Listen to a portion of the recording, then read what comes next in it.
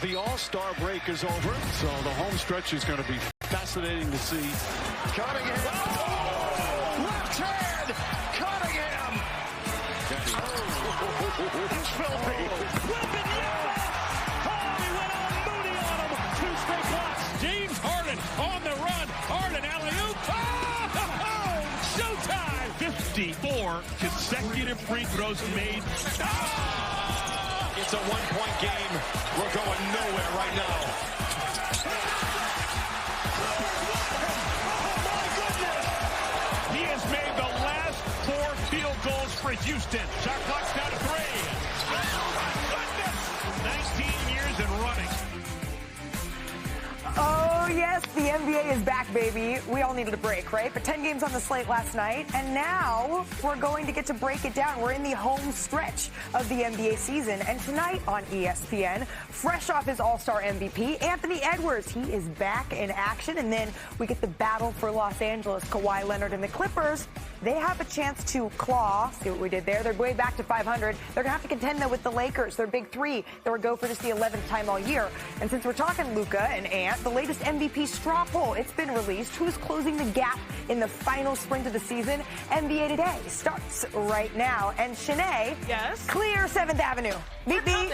We need to clear West 34th Street because vroom, vroom, the motorcade is rolling through. He's not just rolling through. He has a parking spot. What's up, everyone?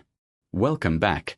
The NBA All-Star break is officially over, and the home stretch is upon us. And if last night was any indication, we are in for a wild ride.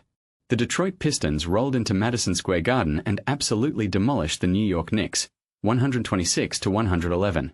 And leading the charge was a man who made a statement that will echo through the playoffs, KADE Cunningham. 42 points, 10 assists, 5 threes. A historic night that has the MVP conversation shifting in a major way. Let's start with the highlights, because they're worth watching on loop. Cunningham was in complete control from the opening tip. The chemistry with his big men, the step-back threes, the crossovers that left defenders frozen. One particular move on Jeremy Sochan was so filthy it should be illegal. Oh man, no way, the broadcasters gasped. And then the flex. The look. The message. This is my building tonight. The numbers are staggering. Cunningham became the first Detroit player with 40 points, 10 dimes, and 5 threes in a single game. He joined Allen Iverson and LeBron James as the only visiting players to put up a 40-10 game at Madison Square Garden, and is now tied with Hall of Famer Isaiah Thomas as the only Pistons with multiple 40-10 games in a season. His head coach, J.B. Bickerstaff, didn't hold back. He's a superstar and there's no doubt about it. It's hard for me to think of 5 guys in this league that does more on both ends than he does. He never says no. He never complains. That's the kind of praise that separates good players from great ones. It's not just the numbers, it's the demeanor, the consistency, the two-way impact. Vince Goodwill, who was in the building, shares the post-game exchange that says everything about KADE's mindset. Earlier in the preseason, KADE had said he didn't want to talk about MVP, that those things have to come with winning. After last night's performance, Vince asked if it was time to revisit that conversation. I don't want to campaign for myself. You guys as the voters should be able to see who has an impact on winning. Then a few seconds later, he added, I think I am the MVP. I don't care if you disagree with me. That's the confidence of a superstar. The humility to let his play speak, but the self-belief to know exactly what he is. Jana adds the statistical context. You should create some room for KADE in the conversation. That was a statement win. He can flex all muscles because he can play any position.